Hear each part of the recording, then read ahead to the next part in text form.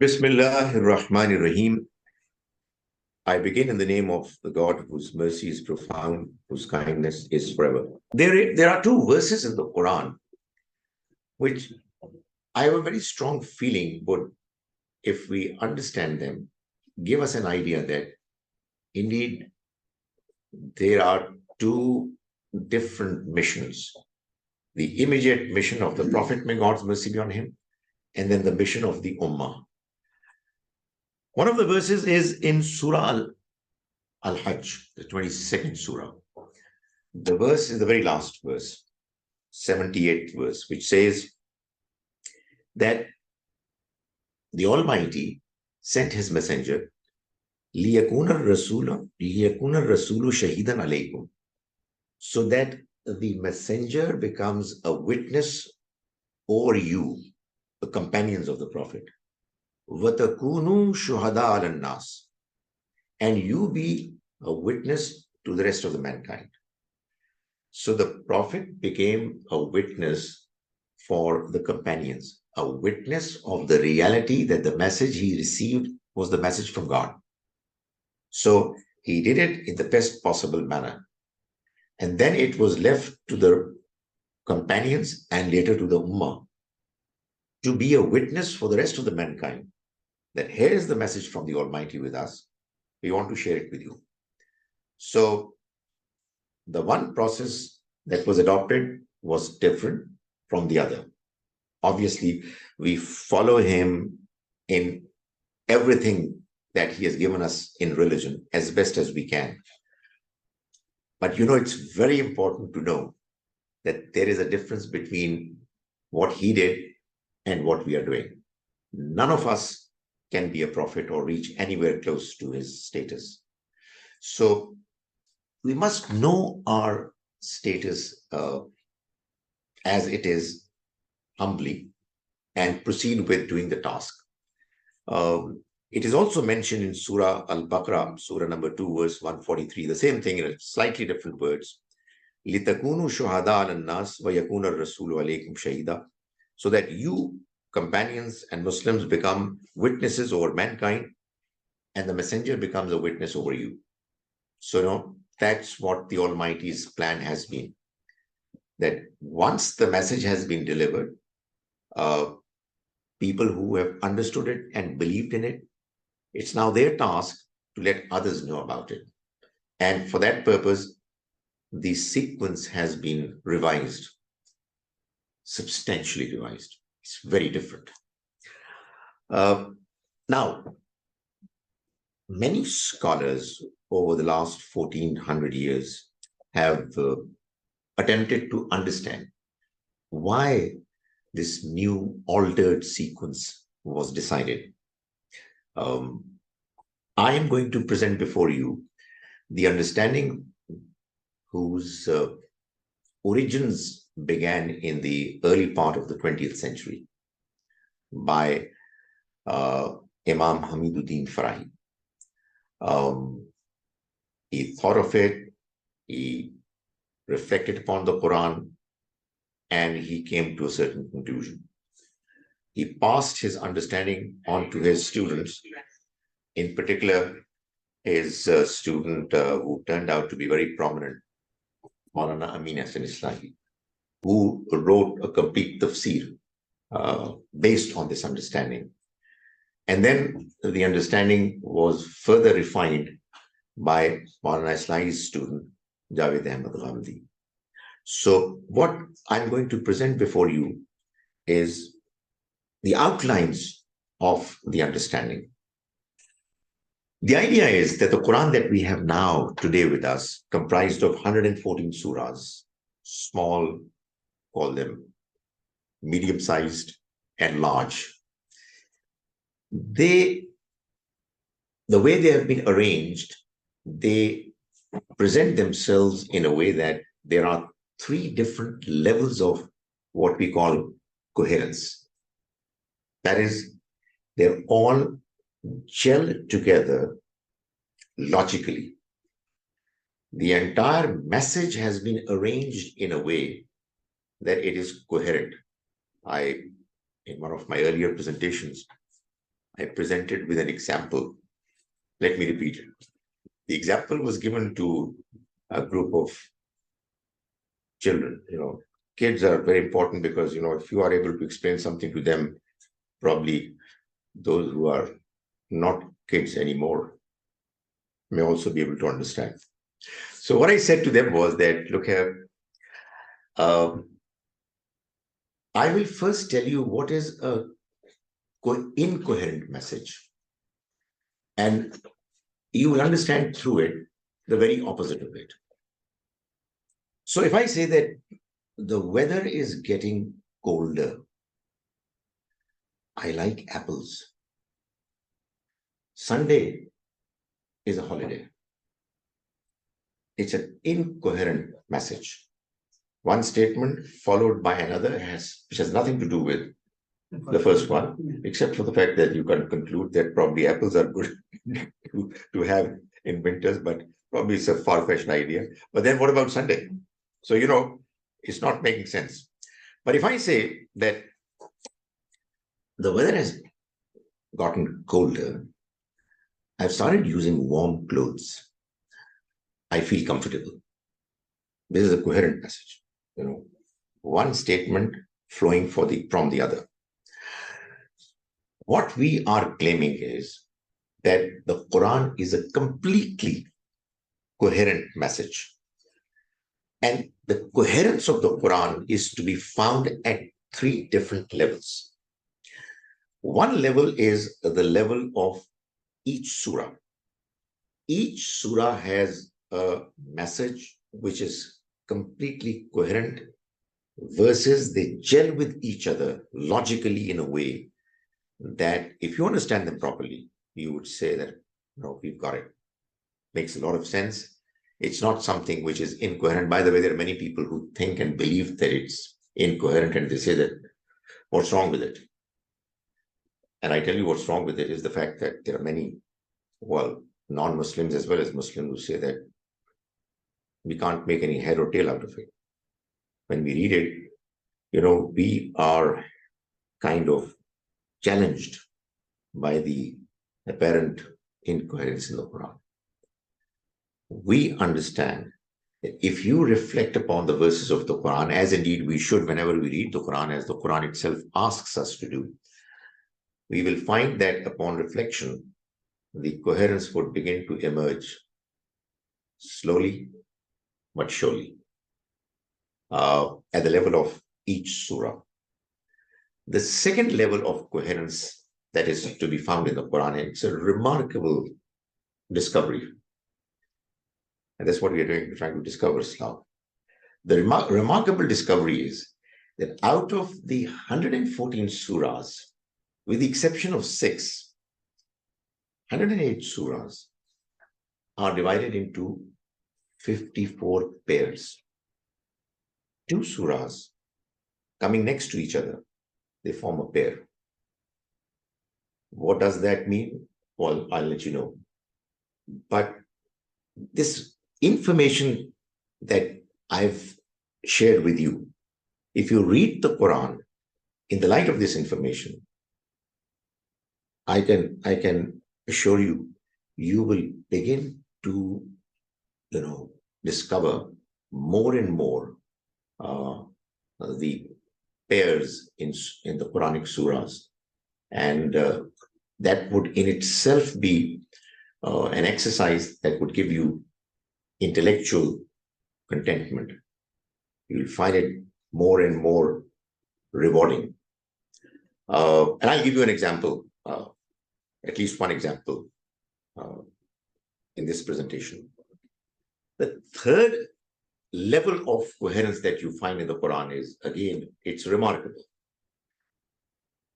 And this, this particular level of coherence is what you will only be able to appreciate if you first know what the problem is. I keep saying to myself and to my Muslim brothers and sisters that the one reason that we have not been able to understand Islam properly, the way it deserves to be understood, is that we have gotten the answers to the question that never came to our mind. You see, if you have questions that are creating problems for you, and then you get answers, you value them. But you don't even have questions, and you get their answers. Honest to God, those answers are going to carry no weight for you. It's like you give somebody food to eat who's not hungry, has no appetite for it. I mean, how is it going to help the person? That has been a problem. So you might ask, so what can we do about it? Well, my response would be good question.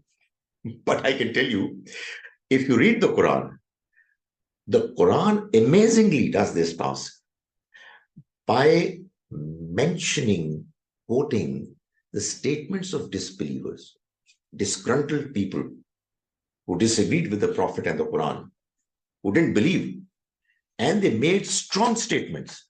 How can this be God's word? How can there be a life hereafter? And you know, the kind of expressions that have been quoted, very strong. To begin with, for the time being, sometimes you are left questioning yourself.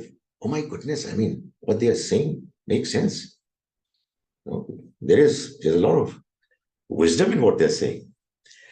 So the reason why the Almighty has quoted them is that He wants those questions to actually be there in our minds so that the answers are what we should appreciate. So the third level is the level of surah groups. You know what the problem is? The problem is that we all know that the Quranic surahs are divided into two categories, Meccan surahs and Medinan surahs.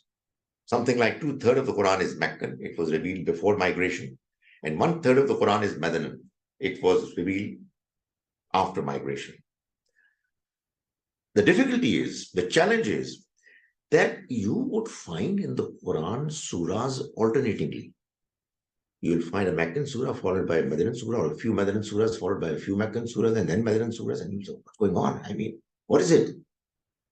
So what has been discovered is that the Quran can now be neatly divided into 7 surah groups, such that each group has one or more Meccan surahs to begin with, and has more than one or more Medinan surahs to end with. So it's Meccan surahs followed by Medinan surahs forming one group. And there are 7 such groups.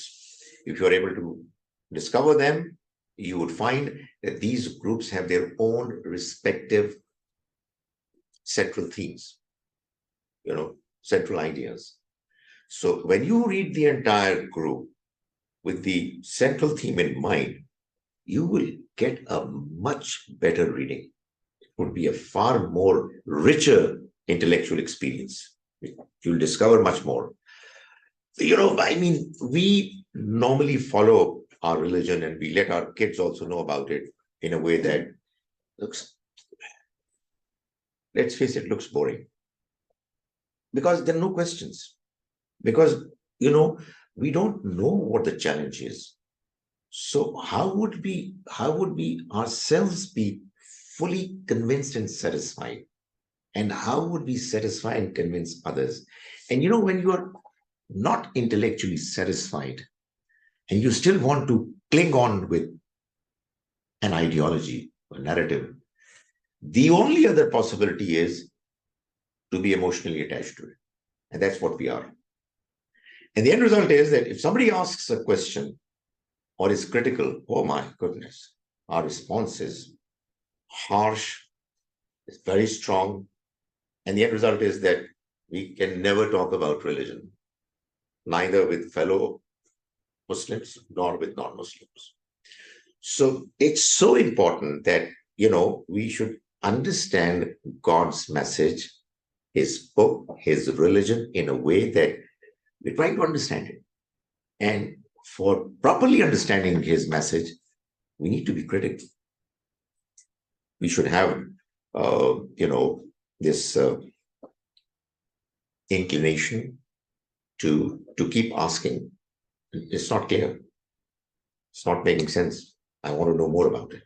So, that's the approach that when we adopt, inshallah, we'll find that we are understanding the message in a much better way.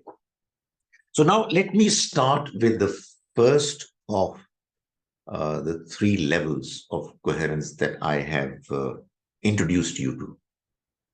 I've promised you that they're there. If you don't find them the way I think they are, no worries, no damage done. But if you find them, my goodness, you would love it. You would start loving the Quran, and you will begin to be influenced, impressed by it. We're not impressed by the Quran. I'm telling you the truth.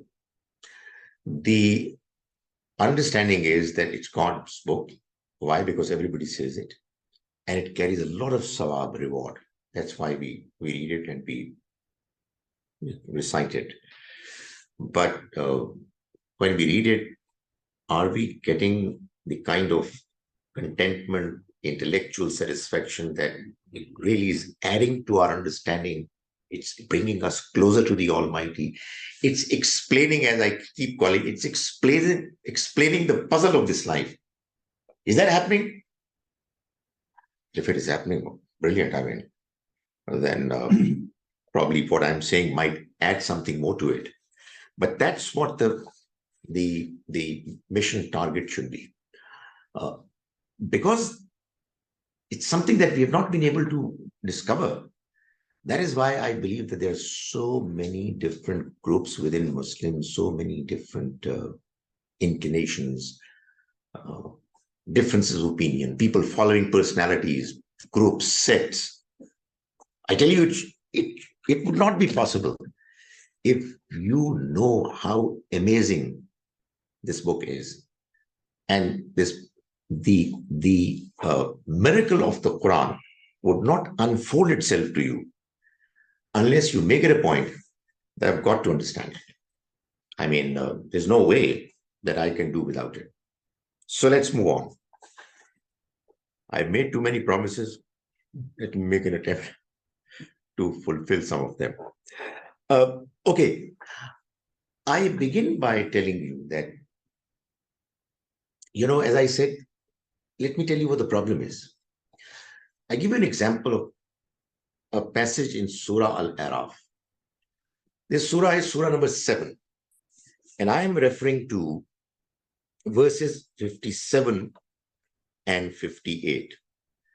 What I'm referring to you is one typical example of the difficulty that a reader who is trying to understand the Quran faces. The verse says, and it is He, God, who sends the winds as good tidings before His mercy, that is, before the arrival of rainfall. Until when they've carried heavy rain clouds, we drive them to a dead land, and we send down rain therein and bring forth thereby some of all the fruits. Thus we will bring forth the dead, perhaps you may be reminded. This is a typical message that you find in the Quran, that if a dead soil can be brought back to life, why can't dead people be brought back to life? So, a good message that you would be impressed by. The next verse says, and the good land, its vegetation emerges by permission of its Lord. But that which is bad, nothing emerges except worthless growth. Thus do we diversify the signs of the people who are ungrateful, who are grateful. Now, that's a passage. Rainfall, and then as a consequence, there are plants, vegetations that sprout. Fine. What happens is, immediately after that, you have a passage beginning from verse 59, a very long passage lasting until verse 171, talking about the prophetic mission of 6 famous messengers whose story has been narrated in the Quran several times, starting with Nuh alayhi salam, Hud alayhi salam, Saleh alayhi salam, Lut alayhi salam, Shoaib alayhi salam, and Musa alayhi salam. So you're left wondering, what's going on? We were just talking about, God was just talking about rainfall and, the growth of plants, vegetables, crops. And all of a sudden, there is a turn. U-turn, left turn, right turn, God knows what turn it is. But it's a turn. A completely new passage emerges. So what's going on? But if you ponder and reflect, you will find that in these 2 verses, the way the Almighty has gone for the choice of words, it is telling you that rain falls on different soils. In some soils, the response is overwhelming. In other soils, nothing happens. And then begins the stories of the prophets. The idea is that likewise, the messages brought by prophets, they also come from the heavens, the sky. They are also like rainfall, spiritual rainfall. Rain falls on soils, the message falls on this soil, inside human soul. If human soul is good, if you are good-natured, then your soil is as if fertile, and it's going to be growth of faith, of good deeds, of strong connection with the Almighty. But if the soil is dead, barren, the same rainfall is going to cause nothing to happen except for bad response. So now you wonder, oh my goodness, all right. If you actually are convinced by the presentation of the Almighty, and you come to learn about the understanding that it's not a scholar trying to bring some philosophy out of the book. It is the Quran itself doing it. God himself has arranged the book and made the choice of words in a way that one is leading to the other. You will be left marveling, appreciating, admiring it. And I can tell you that the entire Quran has these passages, one passage leading to the next one, and they are interconnected logically, and they're coherent. The only thing is that the reader must go through the Quran, read it carefully, and reflect deeply. Probably I'm left with time good enough to just talk about one surah in the light of the same principle. The surah that I've chosen is not a very long surah, but not a short one either. It's Surah Al-Jumu'ah. This surah is surah number 62. It has 11 verses, and when you read the Quran carefully, academically, you would do well to divide its verses into passages. And it's not a very difficult task. I'm not talking about rukus. Probably sometimes the rukus that we have in some of the Quranic texts are good. They were decided by some scholars to enable people to be able to recite only that much part of the Quran while they are saying their prayers in one rakat. That was the idea. But I think it has been done quite well. The choice is really good. But what I'm talking to you about are passages which are talking about one topic, and then the next topic, and then a third one. This particular surah, Surah Al-Jumu'ah, has 3 passages. 11 verses, 3 passages. The first passage is from verse 1 to 4. The second passage is from verse 5 to 8. And the third passage is from verse 9 to 11. Sometimes you will find that one passage is quite naturally leading to another passage. And sometimes you'll find that it's not happening that way. And that's where the challenge is.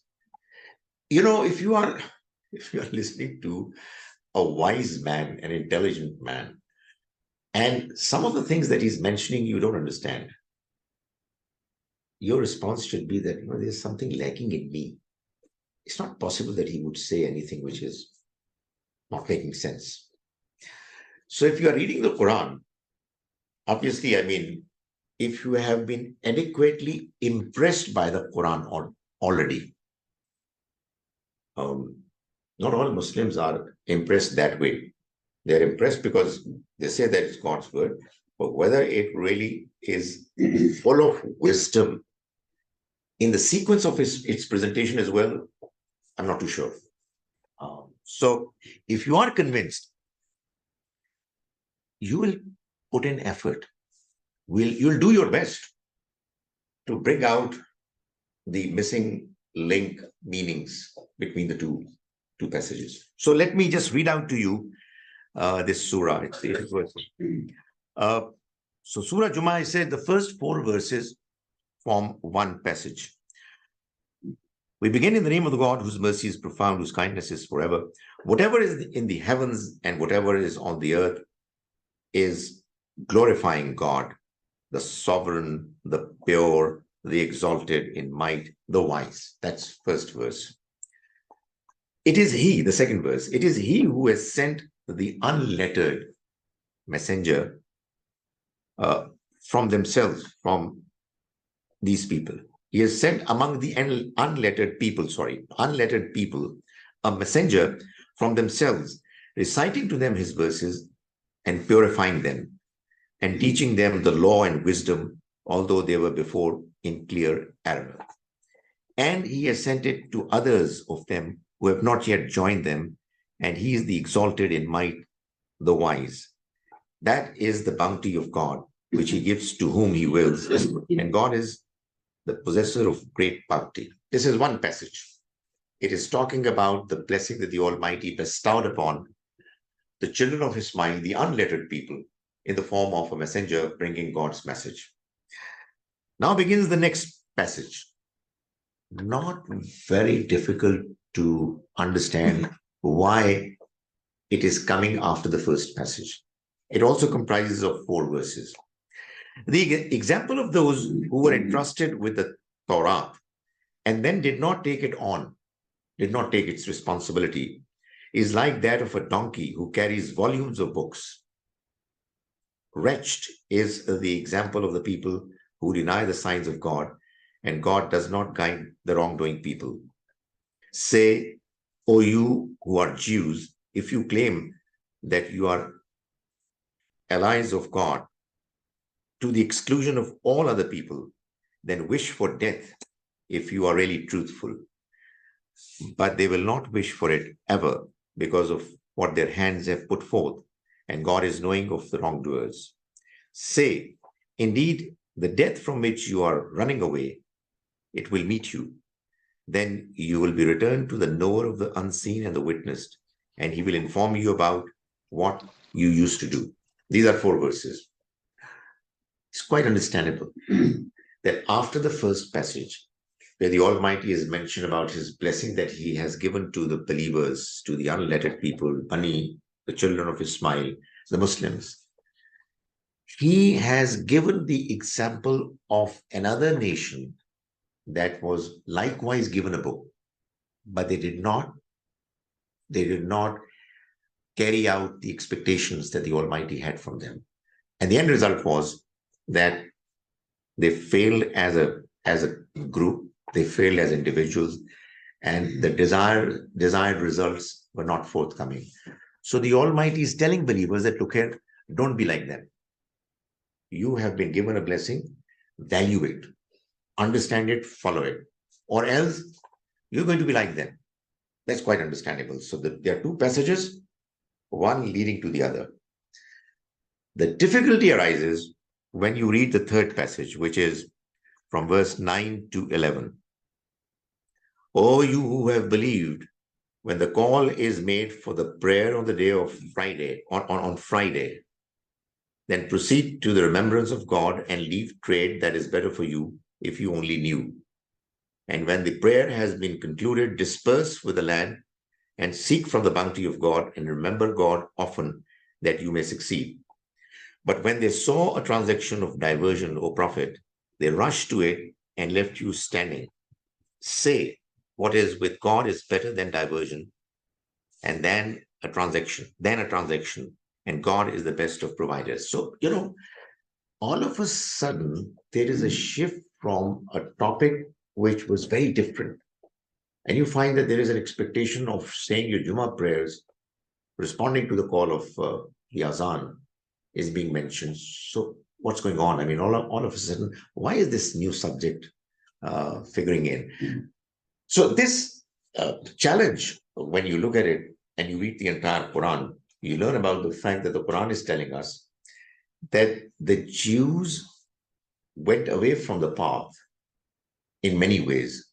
One of the prominent areas where their performance was seriously lacking was the law of Sabbath, which not only that they did not follow it properly, they came up with ways of dodging the Almighty and not following it, despite the fact that they apparently created an impression that they are following what God had commanded them.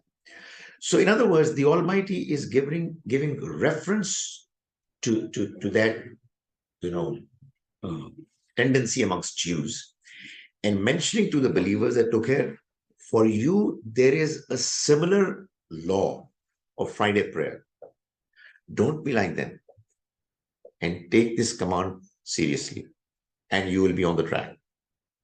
But if you're going to follow them and you're going to ignore the Jummah prayer, then don't forget, an ummah had already gone astray, who were given the message of the Almighty.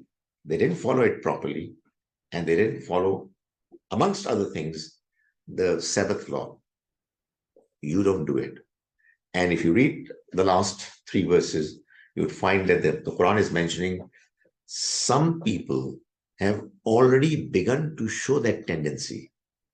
And that's something which is alarming. That's, something that needs to be curbed.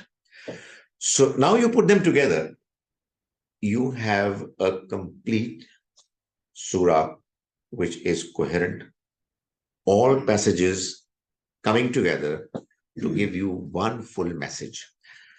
The entire Quran is like that. But it's not available if you are not concerned about understanding it properly. So, in this first part, which is going to continue next Sunday as well, I made an attempt to introduce you to the concept of coherence in the Quran. And the idea is that when we read the Quran, we should be aware of the fact that the Quran has been presented in a manner by the Almighty that it invites your attention to read it and reflect upon it and be able to discover some of the hidden treasures of wisdom that are there. And they are not going to be available unless you read it properly and you are aware of the fact that there is a lot more available in the Quran than the mere words that you recite. May the Almighty enable us to understand His book properly and to be able to follow His commands as best as we can.